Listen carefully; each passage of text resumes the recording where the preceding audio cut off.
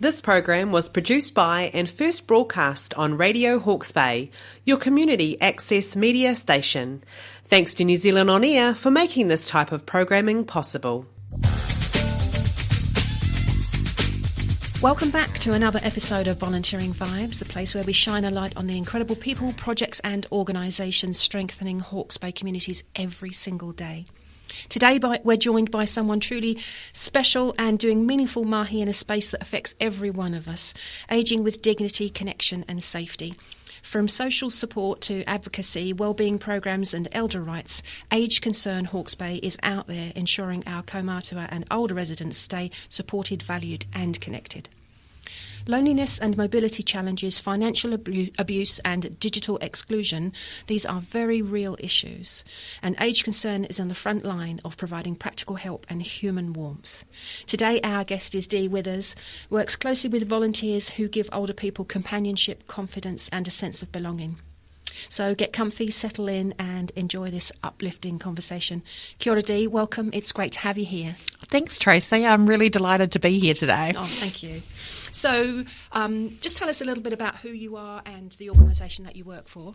Well, as you said, my name's Dee. I am the manager of Age Concern Hawke's Bay, and we are an older person's charity dedicated to supporting people as they transition from their working life into retirement. So primarily focused on people 65 and over, but sometimes due to health and mobility, people a bit younger than that might seek our support because our services better fit. So we're open to that as well. Awesome. Yeah, so the service itself, as you said, we provide social connection and health promotion opportunities. We've got a variety of interest groups such as knitting and cards and games.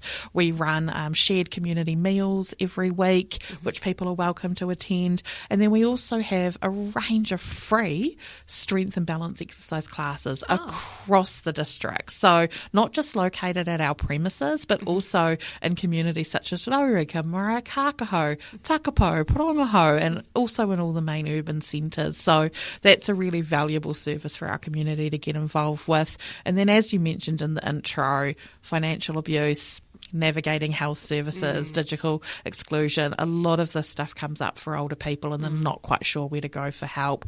We have a team of 5 brilliant social workers and community workers available to support the community, and those supports are right across Hawke's Bay. We actually have the elder abuse response service contract for the entire of Hawke's Bay. So a big team ready to provide supports in the community that I have the privilege of managing, but also a lot of our services are reliant on volunteers, which brings us to the conversation today. Absolutely right. My goodness, I'm blown away just listening to you talk there about the range and breadth of opportunities that you offer to the users of your services. Yeah, the service has really grown in the last 4 years. I think often people kind of see Age Concern in its traditional form from a couple of decades ago, where it was somewhere you paid to be a member and you came along and you had a bit of a cuppa, you might have played some bingo. Whereas now we have certainly moved to be a social services provider. We have a number of government contracts in that space, but also still maintaining the heart of Age Concern, which is that social connection, that reducing of loneliness.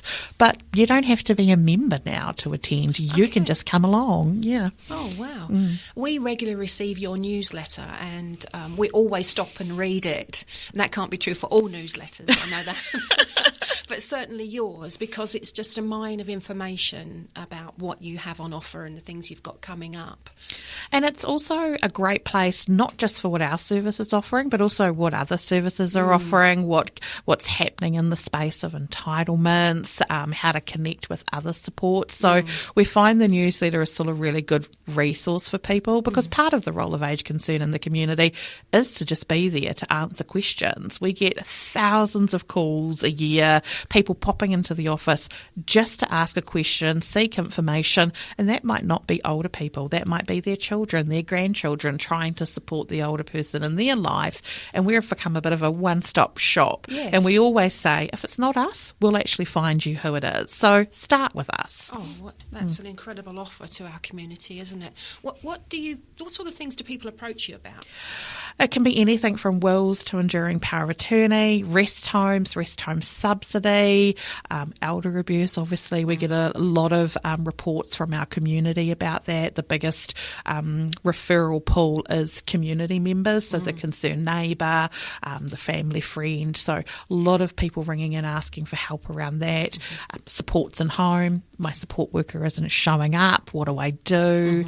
Access to GPs is becoming something people are needing support with. We've heard the recent announcement in Hastings about one GP, so that's becoming more challenge, particularly in Central Hawke's Bay as well. Transport's huge, loneliness, social connection, anything health related we get a lot of questions about, but just also, housing, cost of living, food insecurity, some of those topics that people like to think don't impact older people, but are actually having a really significant impact. They're on a fixed income, housing costs, the cost of living goes up, which feels like every week for some of us, and this does impact older people. They can't just pop out and get a second job. So, connecting people with wonderful organisations like Nourish for Nil, Resource, Christian Love Link, that's a big part of what our community team do as well. Wow. It's really interesting to hear that. So you connect with the people that use your services in all different ways. You have people come in and see you. Absolutely. Yeah, people come into the office, they call us, they message us through social media. That's pretty cool to have that start happening. Shows that there is some technology savvy happening out there. They'll talk to us through our groups, and then we also we get the formal referrals from the hospital, the police, other community organisations reaching out to us, GPs, lots of family, so there really is not one set way that you have to use to ask for help. It can kind of come in any way. That's good to know. Even if it's just popping in and grabbing one of the social workers' cards off the desk and contacting them directly through their cell phone, you can do that if you feel more comfortable with that. And there's also a national 0800 elder abuse line.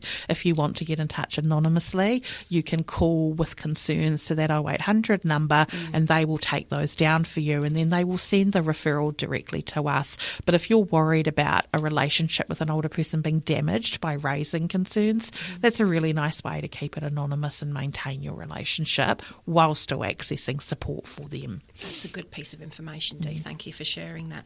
So you've already said that volunteers play a big part in the work that you do? Absolutely. Last year alone, nearly 3,000 hours of volunteer work to help keep our organisation going.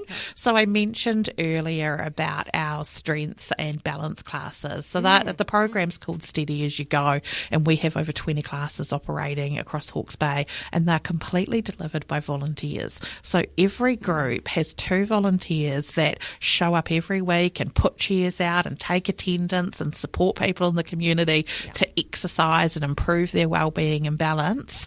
But before they get to that point, they have to be trained. They have to be police vetted. So it's a commitment for these volunteers, but they find it so rewarding in those weekly groups. And what we've found is that often they turn into a bit of a social activity after. So there's lots of coffee groups that have come from it. People make friends. They build natural supports. They're going on outings, out for lunches. So it's really rewarding as a volunteer role to participate in that.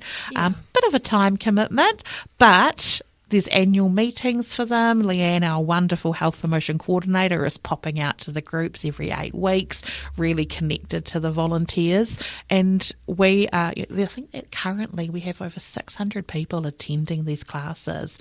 and not one of those people would be able to attend without those volunteers. So it's significant for the community at large, to be able to offer something like that at that scale, because we wouldn't be able to do it if we had to pay staff. It just wouldn't be an option for an organisation like us. And then aside from that, our board fully volunteers, so local people offering their expertise and years of experience to help steer the organisation, travelling between Central Hawke's Bay and Hastings for meetings, giving their time, completely volunteers. And I know a number of organisations are reliant on volunteers for their board, and it is truly exceptional, because often these are professional, busy people that are giving up their time on a regular basis. So we're very grateful to our board members for that. And then in our social connection groups, we have people popping in and out. We often have volunteers helping us on the front desk when needed. And then we are, and it is a privilege to run this great annual event, but we run a free community Christmas Day lunch in Hastings. So on Christmas Day, we have this, it runs out at the Havelock Function Centre, because it's a lovely big venue, so we can fit lots of people. We have a lovely lady, Rowena, who coordinates a team of 30 plus volunteers every year that not only show up on the day to give their time, but support in the lead up. They're there on Christmas Eve decorating, and then they're there on Christmas Day to support, cook, set up, provide this wonderful day for older people that would be alone otherwise on Christmas Day.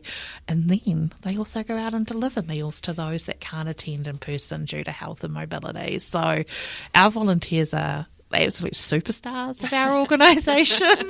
We're lucky that we have paid team as well, but the whole team is very mindful that the work we do and the impact we have, it would not be on the scale that it is without these amazing people giving their time. It's really incredible to hear you say that, Dee, and I think it's important that people listening in do understand that that is actually what's meant, and that is the experience of people who do volunteer. Now, before we started this conversation this morning, we kind of touched on the fact of volunteering as an act of getting as well as giving. So you shared your thoughts on that. Before the mic came on, so I'll try to recall the spirit of the conversation.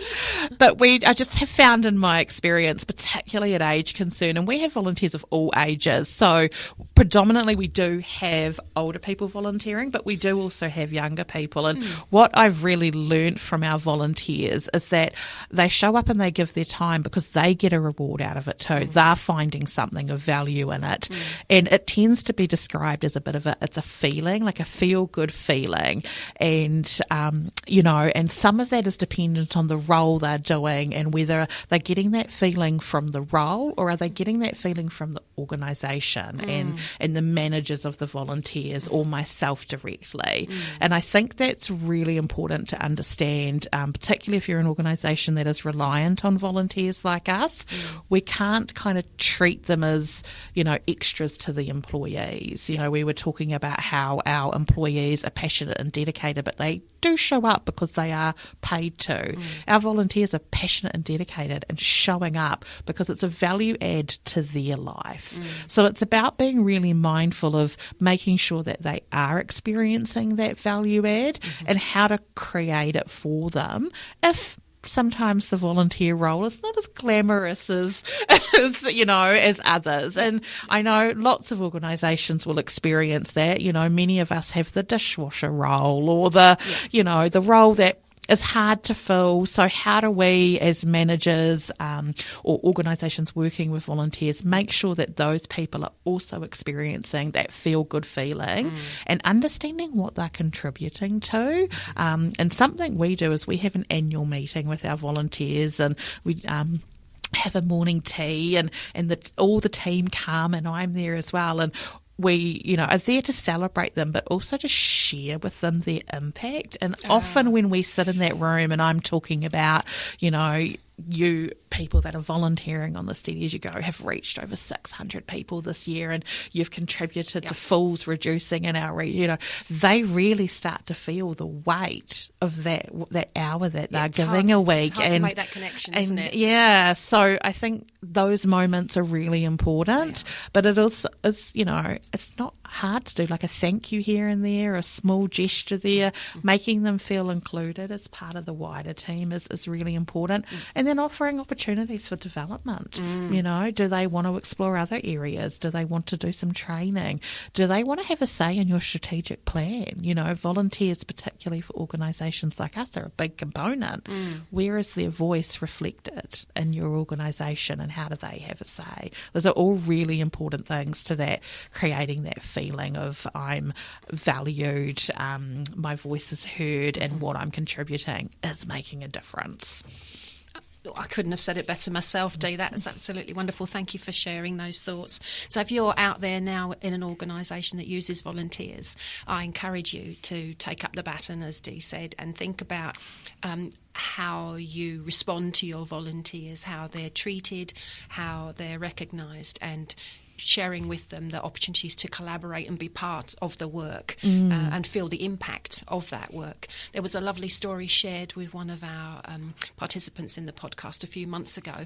The person that had volunteered was doing what appeared to be a relatively mundane, repetitive task. And was not best happy about it, was not finding it terribly fulfilling, funny enough. But nonetheless, they did it. And it wasn't until some time, maybe a year or more after, that they were the recipient of these items that they'd been involved in creating. And the person running the organisation said, I knocked on the door and opened the door, and there was this person that had been volunteering in our organisation and was very vocal and quite disgruntled about the task they were being asked to do. But here they were, a recipient of that task. And she said, I get it now. I get it. I understand. Yeah. And I think as managers, or, I'm very fortunate that I have a team that also support our volunteers, so it doesn't all sit with me. But it's about understanding, how do you create that connection before they're in the position of needing it. So for example, we have a service, we partner with Nourish for Nil, and they have a kaumatua morning on a Thursday where older people can go and not have to stand in lines. It's a wonderful initiative. We found there's still some really vulnerable older people in the community that, because of their health or mobility, cannot access it. So we partnered with them, and we now have volunteers delivering those food parcels on behalf of Nourish for Nil. And having volunteers actually go and deliver the food parcel and understand and hear the direct feedback from the person about the value that's having to their life is significant. Priceless. And when we first advertised for these delivery drivers, we did get a bit of feedback around but petrol's expensive, delivering food doesn't really sound like the best thing to be doing. Again, one of those kind of mundane, probably not glamorous jobs, but we have 3 amazing volunteers who love it. Wouldn't want to be doing anything else. Wouldn't want to be doing anything else. And we're fortunate enough to have a wonderful volunteer who kind of leads that for us. She coordinates the whole thing. She's liaising with Nourish for Nil. She's sorting the packages. She's supporting the other volunteers. So again, it's those opportunities of leadership, of feeling valued, of being able to develop in the role, take ownership. And I think where you can, you should. So that's a great little example of maybe one of those not so glamorous roles that, because we could create connection and instant feedback, it's now become quite popular.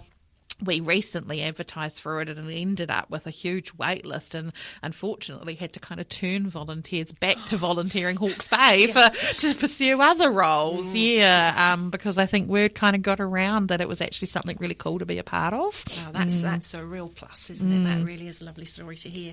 So when you have volunteers approach you, then what particular qualities or experience, or what is it that you're looking for in your volunteers? I mean, the first thing we look for is just kindness.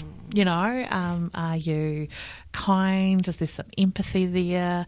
Again, do you have time? A lot of people love the idea of volunteering, but at the reality of it, it might not fit with your schedule. So we're really mindful in those initial conversations to be really clear, and we try to do that when we're advertising as well about the time commitment. You know, if it's just an hour a week, then we're really clear that's what it is, but it's more because I think, you know, we want the relationship to work for both of us. So you don't want the volunteer to kind of get into something in a few weeks and then be like, oh, I wasn't aware it was going to be this much. This isn't what I thought it That's was. not what you want to happen. So being really clear in your communications from the outset.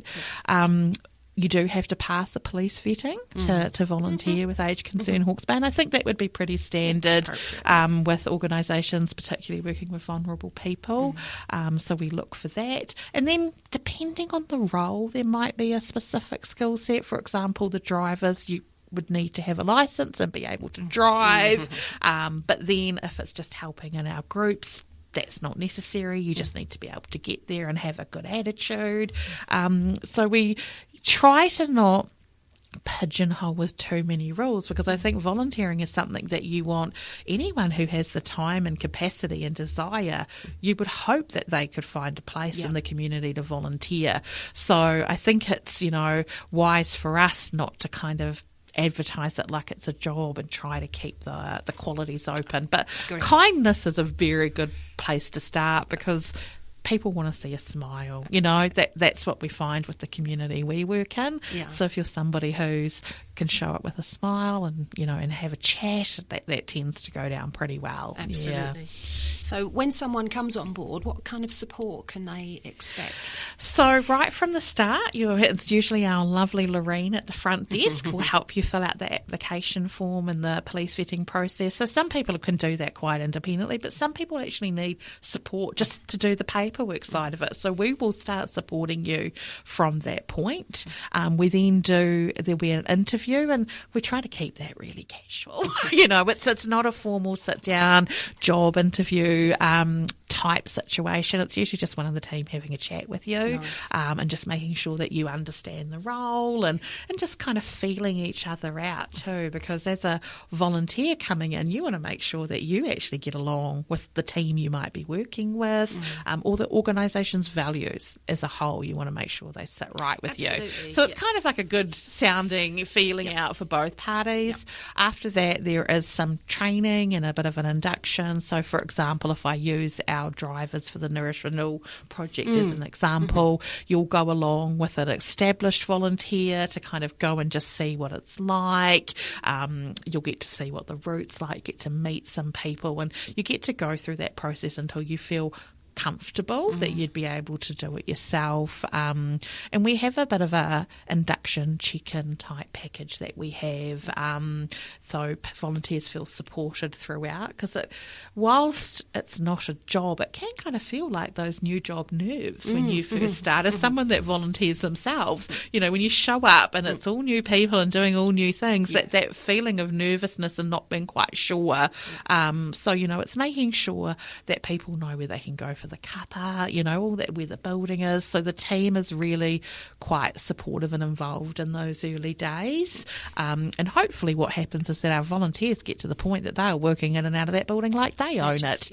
And that's what we love to see, because that means that they're at a level of confidence and comfortability that and enjoyment, you know, that they are able to. And often we find that they'll be coming in and doing their role, but if there's a group on, they'll be popping in and saying hello there, and they're really involved with the day-to-day hum of the building, which is nice. That's lovely. And people often talk about volunteering as being a bit addictive when you kind of step into a role and you can find yourself willingly being drawn in more than perhaps you anticipated, or being switched on by something that you weren't aware was available, and you kind of get drawn towards that. So we've got a wonderful example of that. We have a wonderful lady that she was with the organisation when I first came, kind of volunteering in a smaller capacity, and just getting to know her and understanding her skill set from her work environment and kind of coaxing her a little bit and, you know, building that relationship with the team and her wanting to be involved. She's now pretty much trained in every volunteer role we have.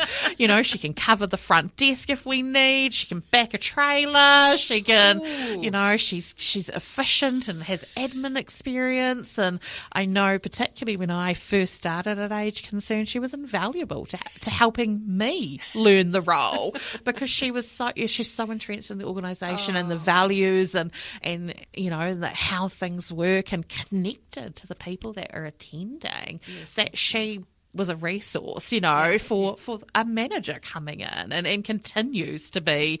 You know, we often joke about, you know, where would we be without her? I don't know that the place would run. And it feels like that with all our volunteers because it really would have a huge impact on our ability to deliver services if our volunteers weren't as active and energised and passionate as they are. We're incredibly lucky. So if someone's sitting at home now listening to this and thinking they'd love to connect with you, either to find out more about your services or to volunteer, what would you say to them to do? Pick up the phone, pop in, come and have a chat with us. I did mention to you earlier that we're very lucky. We actually have a waiting list of volunteers, so we tend to have more people wanting to help than we have roles available, but we do try our hardest to get people involved. And sometimes what we'll suggest is just start coming along to the groups and just enjoy yourself. And then when a role comes up, you're already in the organisation. And sometimes what we find is people come to volunteer and then they come to a few groups, they actually end up just enjoying the service. Yes. And then just do that. And that's okay and too. That's wonderful too, you know, because often in our groups we need somebody to pick up their neighbour's cup of tea and take it to the bench, or, you know, we need somebody to help somebody, you know, get the games out. So there's all sorts of kind of that, you know, those little day-to-day things that they support the staff with. But it's okay just to come along and enjoy some of the wonderful activities that are being offered as well. It's an incredible offer. So if you're out there and you're thinking that this is something that you might like to be part of, you've heard the offer there, so get along to your local Age Concern office and make a connection there. So to Dee and the whole team at Age Concern Hawke's Bay, I'd like to say thank you so much for all you do for our communities, whatever age they are. That's what we've learned today, is that they come from across the whole spectrum. And the work that you do is really invaluable, absolutely is. So thank you so much. Oh, no, thank you for having us and letting us kind of shine a light and thank our volunteers in another format. Oh, we'd love to do all of that. So if you're feeling inspired, whether you want to connect with Age Concern or indeed one of the other 250 organisations available at Volunteering Hawke's Bay, hop along to our website, www.vhb.org.nz, and find your perfect fit. Last thing for me to say today is a huge thank you to our friends here at Radio Hawke's Bay for keeping our community connected and informed. If you want to hear more feel-good stories or make a difference, you can check out podcasts like this and others at radiohawkesbay.org.nz. Until next time, stay awesome, stay connected, and keep spreading those good vibes.